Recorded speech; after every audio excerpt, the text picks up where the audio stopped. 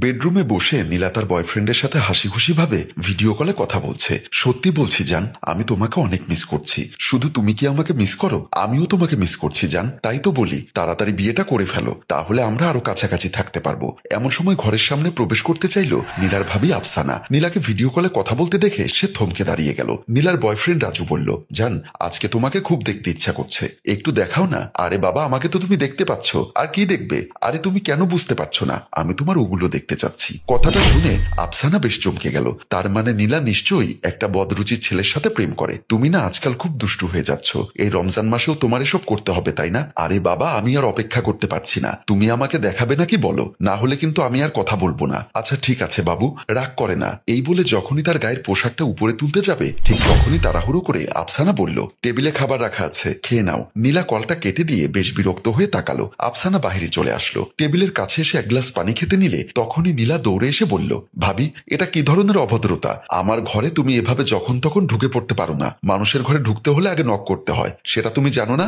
18 বছর বয়সী ননদের মুখে সব কথাবার্তা শুনে বেশ অবাক হয়ে তাকিয়ে আছে আফসানা। তোমার তো দেখছি শিক্ষা দীক্ষার অভাব আছে, এভাবে আমার ঘরে যখন তখন ঢুকে পড়বে না। আমি তোমাকে সাবধান করে দিলাম শেষবারের মতো। এতক্ষণে আফসানা কোনো রকমে মুখ খুলে বলল, আমি তো তোমার ঘরে ঢুকে পড়িনি নীলা, আমি শুধু বাহির থেকে বলেছি টেবিলে খাবার দিয়েছি। তার মানে তুমি বলতে চাইছো ঘরের সামনে দাঁড়িয়ে আমার কথাগুলো আড়ি পেতে শুনছিলে না, তাই তো? আফসানা আর কি বলবে বুঝতে না পেরে বলল, আমার হয়তো ভুল হয়ে গেছে, আমি এখন থেকে তোমাকে বাইরে থেকেই ডাকবো। কথাটা বলে আফসানা নিজের ঘরে চলে গেল। বিছানায় বসে আফসানা মনে মনে ভাবলো, এতটুকু একটা মেয়ে, ওর মুখে তো এমন কথাবার্তা শোনার কথা ছিল না। তাছাড়া এ বাসায় সে বিয়ে হয়ে এসেছে আজ 6 মাস, তখনও মেয়েটা তার সাথে এমন ব্যবহার করতো না। তাহলে এখন কি হলো? এমন সময় তার মোবাইলে তার স্বামী রাজীবের কল আসলো। কলটা রিসিভ করতে রাজীব বলল, কি ব্যাপার, তুমি খাবার খেয়েছো? এই তো একটু পরে খাবো, তুমি খেয়েছো?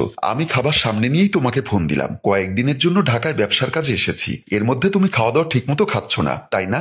আফসানা বলল, না না, আমি এক্ষুনি খেয়ে নেব, তুমি খেয়ে নাও। আচ্ছা তোমার গলাটা এমন কেন শোনাচ্ছে, তোমার কি মন খারাপ? আফসানা একবার ভাবলো নীলার বিষয়টা রাজীবের সাথে শেয়ার করবে, কিন্তু আবার চিন্তা করলো রাজীবকে এখন বললে শুধু শুধু লোকটা মাথা গরম করবে। কিন্তু সে তো ব্যবসার কাজে বাহিরে গেছে, এখন তাকে এভাবে মাথায় টেনশন দেওয়া উচিত হবে না। সে বরং আসুক, তারপর না হয় কথা হবে। কি হলো, কিছু বলছো না যে? আফসানা সঙ্গীত ফিরে পেয়ে বলল, না কিছু না, আসলে ক্ষুধা পেয়েছে তাই কথা বের হচ্ছে না। আমি যাই, খেয়ে আসি। ঠিক আছে, এখন রাখলাম, তুমি খেয়ে নাও। মোবাইলটা রেখে বিছানায় হেলান দিয়ে সবকিছু ভাবতে লাগলো আফসানা। ওদিকে ভিডিও কলের কাজ শেষ করে জামা ঠিকঠাক করে নীলা বলল, হয়েছে, এবার তোমার মন ভরেছে? আমি কিন্তু আর এসব করতে পারবো না, তাছাড়া এখন রমজান মাস। রাজু বলল, তোমাকে দেখে আমার মাথা আরো খারাপ হয়ে গেছে, এখন ইচ্ছা করছে তোমাকে গিয়ে মন ভরে আদর করি। সেটার জন্য আপনাকে বিয়ে করতে হবে, বুঝেছেন? রাজু হঠাৎ কি যেন চিন্তা করে বলল, এই তোমার বাসায় তো এখন কেউ নেই, এখন একদিন তোমার বাসায় ডাকতে পারো না? আব্বু হজে গেছে আর ভাইয়া ঢাকায় গেছে ব্যবসার কাজে কয়েকদিনের জন্য, কিন্তু আমার ভাবি তো আছে, ওর জন্যই তো সমস্যা। না হলে তো তোমাকে বাসায় এনে তোমার মন ভরিয়ে দিতাম। আরে বাবা, কিছুই হবে না, আমি তোমার ঘরে গিয়ে তোমার সাথে এনজয় করব। তোমার ভাবি থাকবে তার ঘরে, কিছুই শুনতে পাবে না। না না, আমার কিন্তু ভয় করছে। রাজু হেসে বলল, একদিন আমাকে ডেকেই দেখো না, আমি কিন্তু আনারি না, পাকা খেলোয়াড়। নীলা হেসে বলল, ঠিক আছে, একদিন তাহলে তোমাকে টেস্ট করব। আচ্ছা এখন আমার ক্ষুধা পাচ্ছে, আমি গিয়ে খেয়ে আসি। টেবিলে খাবার দিয়েছিল অনেক আগে, তোমার জন্যই খাওয়া হলো না।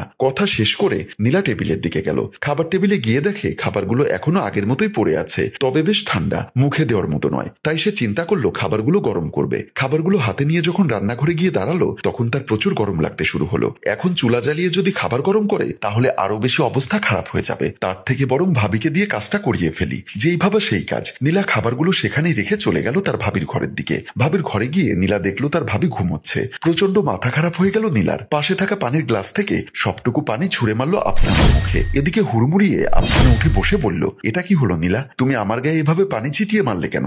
মহারানীর মতো পড়ে পড়ে ঘুমোচ্ছ, সারাদিন করোটাই বাকি। আমাকে যে খাবার দিয়েছো সেখানে কতটুকু তরকারি দিয়েছো খেয়াল আছে? ওইটুকু তরকারিতে কি আর আমার খাওয়া হয়? আফসানা এবার বিরক্ত হয়ে দাঁড়িয়ে বলল, তোমার যদি আরো তরকারি লাগে তুমি নিয়ে খেয়ে নিতে পারতে, তাই বলে আমার সাথে এমন করতে হবে কেন?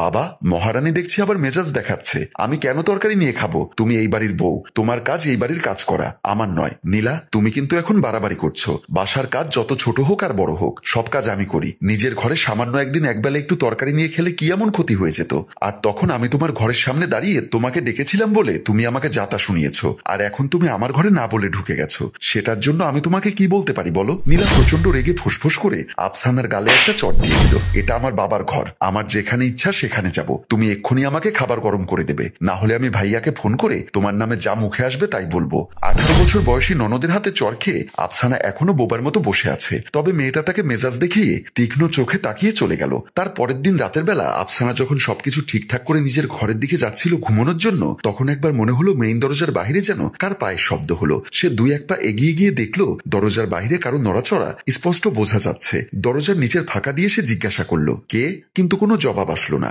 মুহূর্তে ছায়ামূর্তি সরে গেল। আসলে বিষয়টা তেমন গুরুত্ব দিল না, ভাবলো হয়তো পাশের বাসার কেউ হবে। এমনিতেও তার মন মেজাজ ভালো না। তার 18 বছর বয়সী ননদের হাতে কোনোদিন চর খেতে হবে সেটা সে স্বপ্নেও কল্পনা করেনি। শুধুমাত্র ঘরে অশান্তি হবে বিধায় কথাটা এখন পর্যন্ত তার স্বামীকে বলেনি সে। তাই সে ঘুমানোর জন্য চলে গেল বিছানায়। মাঝরাতে প্রচন্ড শব্দে আফসানার ঘুম ভেঙে গেল। তার মনে হলো তার পাশের ঘরে কেউ যেন আছে। হ্যাঁ আছে, তবে তার ননদ একা নয়। পাশের ঘর থেকে এই মুহূর্তে যে শব্দ আসছে সেটা তার খুব চেনা, কারণ এসব শব্দ শুধুমাত্র বিবাহিত দম্পতির ঘর থেকেই আসে মাঝরাতে। তাই সে তাড়াতাড়ি উঠে তার ননদের ঘরের দিকে চলে গেল। ঘরের সামনে সে স্পষ্ট বুঝতে পারলো নিশ্চয় নীলা কোনো ছেলের সাথে আছে। কয়েকবার দরজায় বাড়ি দিতেই শব্দ থেমে গেল। নীলা, বেরিয়ে এসো নীলা, আমি জানি ভেতরে তোমার সাথে কেউ আছে, বেরিয়ে এসো বলছি। নীলা আর রাজু যখন বেরিয়ে আসলো তখন তাদের একসাথে দেখে আফসানা বেশ অবাক হয়ে বলল, নীলা তোমার এত বড় সাহস, তুমি বাসার মধ্যে একটা ছেলেকে নিয়ে এসেছো, মাঝরাতে এভাবে নোংরামি করছো? নীলা মুখে মুখে উত্তর দিল, তুমি যে ভাইয়ার সাথে করো তখন কি আমি তোমাকে ডিস্টার্ব করি? বরং তোমাদের শব্দে আমিও ঘুমোতে পারি না। আফসানা এবার নীলার গালে ঠাস ঠাস করে দুটো চট দিয়ে বলল, তোমার এই অবৈধ নোংরা সম্পর্কে আমার আর আমার স্বামীর সম্পর্কের সাথে মেলাতে আসবে না নীলা। রাজু বলল, কেন ডিস্টার্ব করছেন ভাবি, আপনিও মজা নিন, এখন আমরা মজা নিচ্ছি। এতক্ষণে রাজুর দিকে ভালো করে খেয়াল করলো আফসানা। আপদ মস্তক দেখে স্পষ্ট বুঝতে পারলো ছেলেটা মোটেও ভালো নয়। ঠিক তখনই মেইন দরজায় কলিং বেলের শব্দ হলো। যেখানে বাঘের ভয় সেখানেই রাত হয়। তুমি তো আর জানতে না আজকে তোমার ভাইয়া আসবে, তোমার অনেক কিছু সহ্য করেছি, এবার দেখো তোমার ভাইয়া কি করে। কথাগুলো বলে আফসানা দরজা খুলতে চলে গেল। এদিকে নীলা ও রাজু বেশ ভয় পেয়ে গেল। দরজা খুলে বাসায় রাজীব ঢুকে প্রশ্ন করলো, কি ব্যাপার, এত শব্দ হচ্ছিল কেন? আমি বাহির থেকে শুনতে পাচ্ছি তোমরা কারোর সাথে কথা বলছো। তোমাকে আসলে আমি বলতে চাচ্ছিলাম কাল থেকেই, তবে আমি বলিনি শুধুমাত্র বাসায় অশান্তি হবে বলে। তুমি কিসের কথা বলছো আমাকে খুলে বলো। আমি স্পষ্ট একটা ছেলের গলা শুনতে পেয়েছি। এত রাতে এখানে কি আসলো আমাকে বলো। আসলে তখন রাজীবকে সবকিছু খুলে বলল। তোমার বোন তার বয়ফ্রেন্ডকে নিয়ে এসেছে এবং ঘরের মধ্যে নোংরামি করছিল। আমি তাদেরকে হাতে নাতে ধরেছি। এমনকি গতকাল তোমার বোন আমার গায়ে হাত তুলেছে। যে কোনো ঠুনকো বিষয় নিয়ে আমার সাথে সে খারাপ ব্যবহার করে। আমি তোমাকে কথাগুলো আরো আগেই বলতে পারতাম। তবে রাজীব তাকে থামিয়ে বলল, আমার ঘরে আমার বোন অন্য একটা ছেলেকে নিয়ে এসেছে। এত বড় সাহস কি করে হয়? ছেলেটা কোথায় আমাকে বলো। তোমার বোন আর ছেলেটা তাদের ঘরের সামনেই আছে। ব্যাগপত্র সেখানেই রেখে রাজীব ছুটে গেল ভেতরে। তার বোনের ঘরের সামনে এসে দেখলো সেখানে কেউ নেই, বরং কথা কাটাকাটি শব্দ আসছে তার নিজের বেডরুম থেকে। রাজীব এবার সেদিকেই চলে গেল। নিজের বেডরুমে গিয়ে দেখলো একটা ছেলে শুধু একটা জিন্সের প্যান্ট পরে তার বিছানায় শুয়ে আছে। তার বোন তাকে দেখা মাত্র বলল, দেখেছিস ভাইয়া তোর বউয়ের কত বড় সাহস, এই বাসায় তুই আর বাবা কেউ নেই বলে এই সুযোগে একটা ছেলেকে নিয়ে এসেছে বিছানায়। কথা শুনে রাজীবের মাথায় যেন আকাশ ভেঙে পড়ল। এতক্ষণে আফসানা ছুটে আসতে নীলা বলল, তোমার যখন এতই শরীরে জ্বালা তাহলে কেন কোনো হোটেলে চলে গেলে না তোমার নাগরকে নিয়ে? কেন আমাদের এই পবিত্র ঘরটাকে অপবিত্র করলে? আফসানা তার কথায় অবাক হয়ে বলল, নীলা নিজের দোষটা তুমি এভাবে আমার গায়ে চাপাতে পারো না। এই ছেলেটার সাথে আমার কোনো সম্পর্ক নেই, বরং ও তোমার বয়ফ্রেন্ড। রাজীব আফসানার গালে একটা চট দিয়ে বলল, অনেক হয়েছে, আর কোনো কথা বলতে হবে না, আমি সব বুঝতে পেরেছি। ও যদি আমার বোনের বয়ফ্রেন্ড হতো তাহলে নিশ্চয়ই আমার বিছানায় শুয়ে থাকতো না। তোর মতো দুশ্চরিত্রা এক মহিলার সাথে আমি এতদিন সংসার করেছি ভাবলেই নিজেকে শেষ করে ফেলতে ইচ্ছা করছে। তুই এক্ষুনি আমার ঘর থেকে বেরিয়ে যাবি। রাজীব তুমি আমাকে সন্দেহ করছো? রাজীব আমি তোমাকে ভালোবাসি, তোমার বোনের কথায় আমাকে বিশ্বাস করতে পারছো না? না পারছি না, কারণ আমি নিজের চোখে যা দেখেছি সেটাকে অবিশ্বাস করতে পারবো না। নিজের ভাইকে লাইন মাফিক ম্যানেজ করতে পেরেছে দেখে নীলা আর তার বয়ফ্রেন্ড একজন আরেকজনের দিকে তাকিয়ে হাসলো। এদিকে আফসানা অভিমানে কোনো কথা বলতে পারছে না। অন্যদিকে রাজীব তাকে এখনো গালমন্দ করেই যাচ্ছে। সম্মানিত ভিউয়ার্স, তাহলে আফসানার পরবর্তী জীবন কেমন হতে যাচ্ছে? তাহলে কি এভাবেই আফসানার সংসারটা ভেঙে যাবে? গল্পটির দ্বিতীয় অংশ দেখতে চাইলে অবশ্যই কমেন্ট বক্সে দ্বিতীয় পর্ব লিখে কমেন্ট করে জানাতে ভুলবেন না।